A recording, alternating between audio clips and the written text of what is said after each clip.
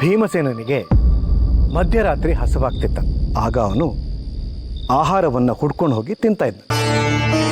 ಒಂದು ದಿನ ಅರ್ಜುನ ಅವನನ್ನು ಕೇಳಿದ್ನ, ಭೀಮಣ್ಣ, ಮಧ್ಯರಾತ್ರಿ, ಕತ್ತಲು, ಮೇಲಾಗಿ ನಿದ್ದೆಗಣ್ಣು, ಆದರೂ ಸಹ ಅದೇ ಸಮಯಕ್ಕೆ ಸರಿಯಾಗಿ ನೀನು ಆಹಾರವನ್ನು ಹುಡ್ಕೊಂಡು ಹೋಗಿ ತಿಂತೀಯಲ್ಲ, ಅದು ಹೇಗೆ ಸಾಧ್ಯ ಅಂತ ಕೇಳಿದ್ನ.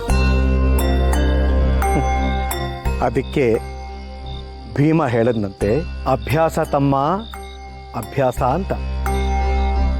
ಆಗ ಅರ್ಜುನ, ಓ, ನಿರಂತರ ಅಭ್ಯಾಸ ಮಾಡಿದ್ರೆ ನಾವು ಕಣ್ಣು ಮುಚ್ಚಿದ್ರೂ ಸಹ ನಮ್ಮ ಬಾಣ ಗುರಿ ತಲುಪುತ್ತೆ ಅನ್ನೋ ಪಾಠವನ್ನ ಕಲ್ತ್ನಂತೆ. ಇದರಿಂದ ನಿನಗೆ ಅರ್ಥವಾದ ಪಾಠ ಏನು?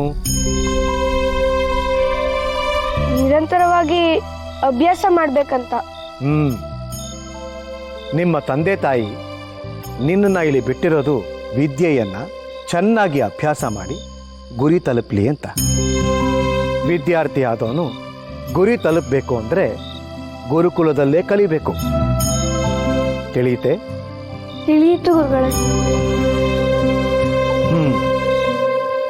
ಇನ್ನು ಮುಂದೆ ಪ್ರತಿ ರಾತ್ರಿ ಪ್ರತಿ ಯಾಮದಲ್ಲೂ ನನಗೆ ಬಂದು ನಮಸ್ಕರಿಸಿ ಹೋಗ್ಬೇಕು.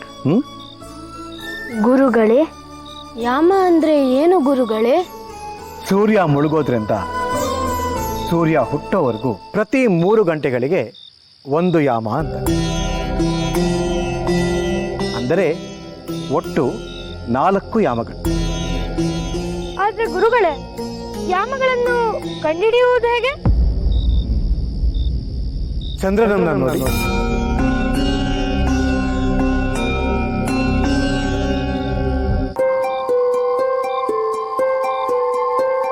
ಚಂದ್ರ ಆ 2 ಮರಗಳ ನಡುವೆ ಹಾದು ಹೋಗ್ತಾನೆ.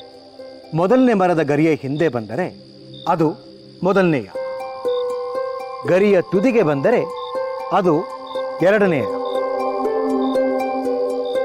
2 ಮರಗಳ ಮಧ್ಯೆ ಬಂದರೆ ಅದು 3ನೇಯ,